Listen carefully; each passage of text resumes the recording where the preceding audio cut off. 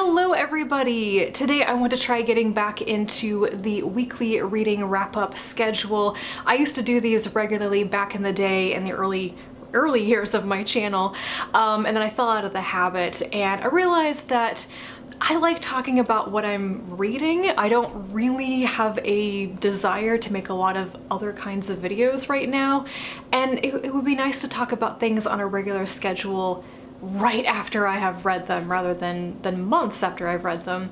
So yeah, we'll see how this goes, and hopefully these wrap-ups will be a little bit more bite-sized. I do have a couple more catch-up videos that are coming your way for things I read in May, and there will be a two-parter for the June reads because I read so much in June, but all in good time. So yeah, today let's talk about what I have read so far in the first week or so of July. It is going to be a very heavy audiobook month for me. As I've mentioned before, just due to circumstances, I have a lot of time to listen to audiobooks even at work, which is really unusual. So I have just been blitzing through the audiobooks. I'm also doing Tour de Fleece, which is like a yarn spinning community event during the Tour de France, and I can listen to a lot of audiobooks while I am spinning for hours every day. So let's start with The Historian by Elizabeth Kostova. This is like a 26-hour audiobook, and I think I listened to the entire thing in about 5 or 6 days. That's how much time I had to listen to this. So The Historian, I think in a nutshell, this is a very long-winded story of historians over multiple generations researching and trying to find Dracula in like Eastern Europe. It's very long-winded. That's like my major impression of this story is it's actually pretty slow. Most of the narrative is told in very detailed like letters and conversations, people's memories, and it's not incredibly action-packed, or I should say it doesn't feel like there's a lot of action because of the way that the story is conveyed. But basically the story is told in the framework from the point of view of a woman who in the 1970s, when she was a teenager, was traveling through Europe with her father, and he was telling her the story of basically this mysterious book connected to Dracula that he came into possession of, how he met her mother who has died or disappeared, and then his investigation in the 1950s of the disappearance of one of his professors who is also investigating Dracula. So there are missing people and a lot of traveling to different countries like Turkey and Romania, and these people show up in another country, just happen to meet the right person to talk to who is also like an expert on vampires and has a connection with the mysteries they're investigating. They just happen to find the right things in an archive or be given a letter from somebody 30 years before, and it all just falls into place. It was actually an interesting book. I kind of liked the focus on the historical research and documents and all of that. I also really liked that all the travels were through countries and a part of Europe that I don't really know that much about, and this whole like, you know, East meets West sort of area. That was really interesting. But my overall impression of the book once I was done was that it was very long. I'm not sure it needed to be that long, but it did have kind of that like atmospheric, dark, academic, gothic feel to it, and I did enjoy it. So I'm glad I finally read this. I've been aware of it for many years. My mother read it back in the day and enjoyed it. So yeah, it was fun, but not quite as maybe thrilling as I expected it to be for something that was about like the mysteries of Dracula, but whatever. Next up is The Long Game by Reid. This is a male-male contemporary hockey romance. It's actually a sequel. Now, I don't know if I've ever talked about this series because I think when I started reading these books, I was on break in 2021 or something. But anyway, this is part of a contemporary romance series about hockey players. And the first book that I read was Heated Rivalry, and it is a really good enemies to lovers story about these two characters named Shane and Ilya. They are big rivals on different hockey teams, but unbeknownst to everybody in their lives, they've actually been secretly hooking up for about 10 years. And that book is really showing you over those 10 years how they started getting together, why they kept coming back, and how their feelings for each other really changed over the years and they fall in love. Now, Heated Rivalry is actually a direct sequel to that, which I found really interesting because usually there are not like second parts after you get the happily ever after for a couple. But this story kind of needed one because there wasn't actually a definitive conclusion to these two men's relationship, especially because they're very deeply closeted for reasons of their families and profession and all of that. So that is what The Long Game is about. They are together, they are a couple, and not that many people know about their relationship, and they're kind of miserable. What are they going to do? What are the hard decisions they're going to make about their lives so that they can be together and be happy and not, you know, shoved into a box and hidden from everybody, because it's very stifling to both of them. I really enjoyed this. I actually reread Heated Rivalry back in June and was like, oh yeah, there's a sequel coming out. I really want that. It's been a while since I've been so hooked by like a contemporary romance. And hockey stuff, sports romances, usually not my thing, but anyway, so I really enjoyed Heated Rivalry. I enjoyed it even more when I reread it, and The Long Game was, I think, even better. And yeah, I'm here for this particular couple. So yeah, that is the thing I read. I don't really have plans to read much more in this series. I did read another one that I'll talk about in the June wrap up, but I think it's something about this particular couple and what they're going through that really hooked me in a way that like the synopses of the other hockey romances have not. Next up is Icehenge by Kim Stanley Robinson. This is a science fiction novel that he published in the late 1980s, I think. I am currently working on getting through the last of Robinson's backlog that I've always meant to actually read. And this was an interesting one. So, like really briefly, I would say that the story revolves around the discovery of a henge built out of ice on Pluto.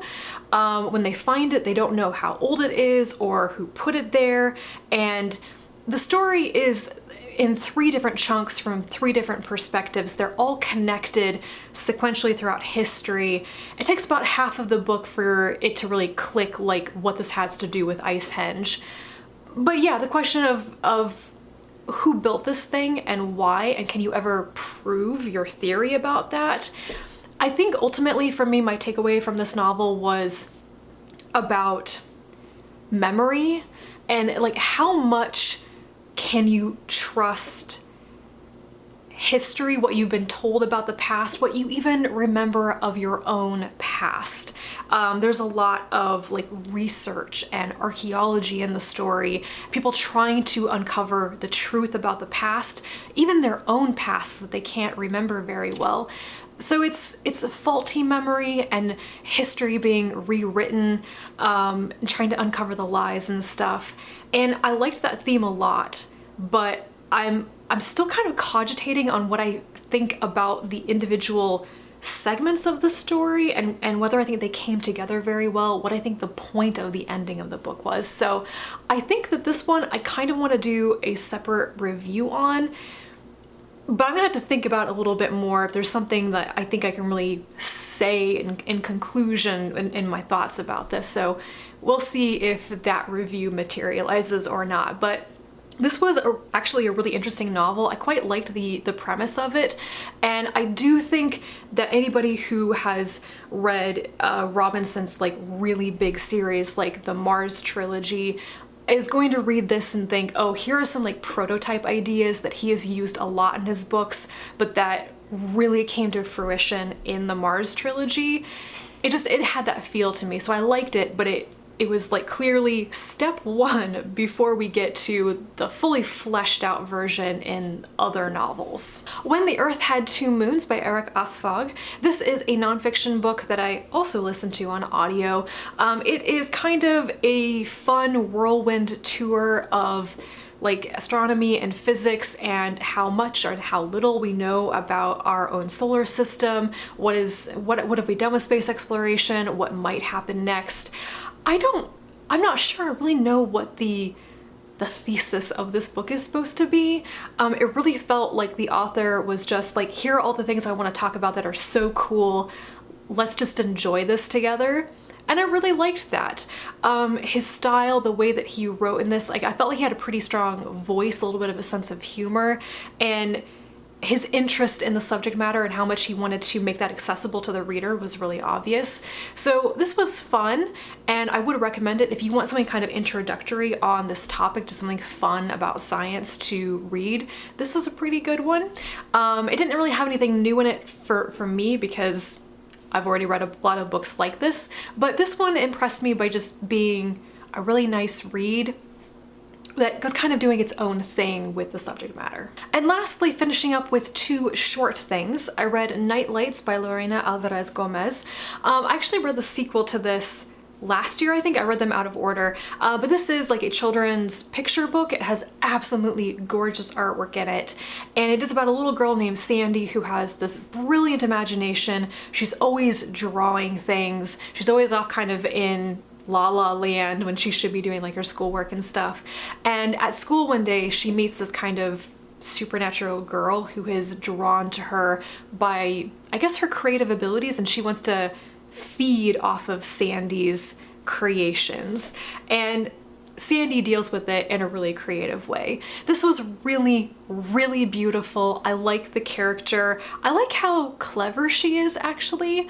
I think I did like Hikotea, the sequel one, a little bit better, maybe because I read it first, but also because Nightlights ends a little bit more abruptly than I expected it to.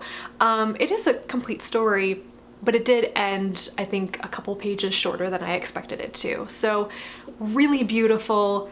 One of those children's picture books that is like wonderful for anybody of any age, because like anyone can appreciate it. And I think kids will really like it, though possibly this one is a little bit creepy for super, super young children. Kind of depends on your kid, I suppose. And lastly, I read a cute little romance novella called The Cybernetic Tea Shop by Meredith Katz. So I had heard about this a couple of times because it keeps appearing on like lists of books that have asexual rep. And I thought, well, that's interesting. This is also a romance. So I finally read it, and it was cute and lovely and a nice complete narrative, you know, even in novella form. This is about a woman named Clara who is like an AI computer engineer, and she meets a robot named Sal who has been running a tea shop for like close to 300 years. They meet, they click, they become friends, they become lovers, and this is the story of how that happens. There are complications in there, particularly because of Sal basically still being attached to her owner, who has been dead for a very long time, and the shop that she works in, and Clara being filled with a lot of wanderlust. She never stays anywhere for very long. Will she choose to stay with Sal? So I think both of these characters are supposed to present asexual rep. Clara explicitly is asexual, and that is discussed. I think it's kind of implied that Sal is the robot version of that, maybe. I think I wanted a little bit more time to see them in a relationship. I don't know. But besides that, this was really cute. I liked the feel of it, the atmosphere of it, and I think it's really clear that even though it's just a novella and I don't know if anything else has ever been written in this world, the history of the world and this whole idea of sentient robots and other AIs was thought out and is, you know, done well in the story and is part of the plot and everything. So I like this quite a bit. It didn't really blow me away, but I am glad I finally read it. That is everything that I read this past week. Let me know if you have also read any of them. Leave me a comment down below. As always, thank you so much for watching, and I'll be back soon with a wrap-up or a review or something like that. I have no idea what my schedule is going to be, but I'll be back very soon. And until then, bye.